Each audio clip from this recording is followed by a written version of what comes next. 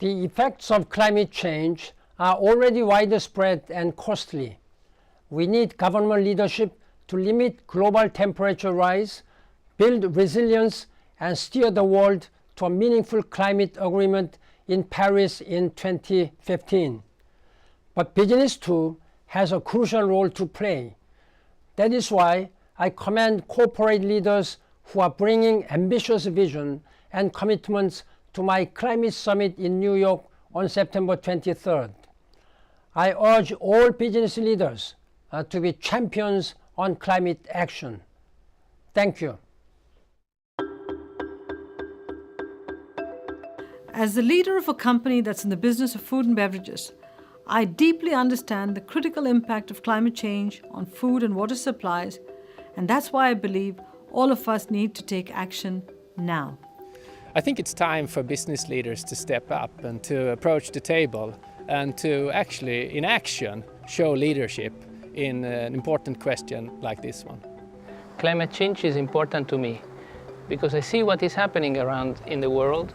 I have 2 sons and I would like my grandsons and grandchildren to live in a better world. There's no question that we have to take action against climate change, and fast. If we don't, the consequences on people, economies, and ecosystem would be catastrophic. I care about climate change because this is maybe one of the biggest issues, the biggest challenge we as our society, as mankind have. As I see it, inaction is not an option. We know we have to act, and we know what it would take to achieve significant progress. We're increasing our energy efficiency through new technologies and processes, which in turn translates to real cost savings. At IKEA, we're also committed in making our own operation completely sustainable. We are heavily investing on renewables to the tune of 4,500 megawatts in 5 years. To make cars lighter and therefore less fuel use.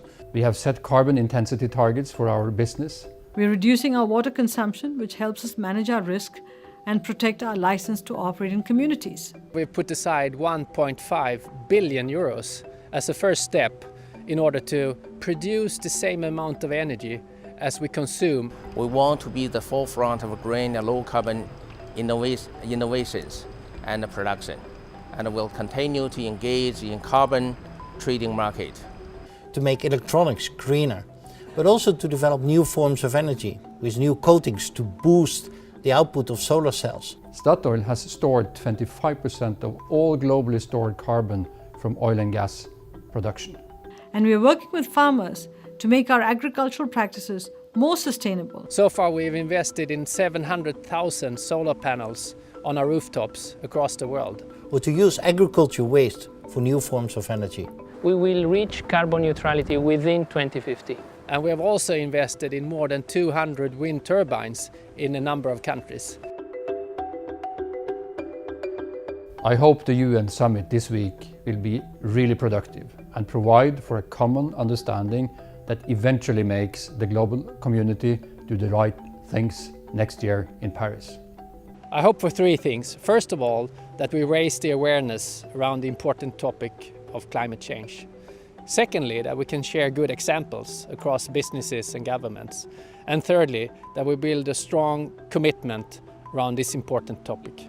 A global agreement of at least the largest and more polluting countries in the world to take action heavily on climate change. We need to take up our responsibility in this climate summit right now, for the benefit of people today and generations to come.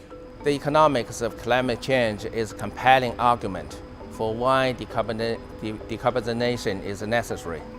A price on carbon emissions will be an efficient way to secure innovation and level playing field. It's critically important we set forth a meaningful action plan that can be finalized in Paris in 2015. Inaction is simply not an option.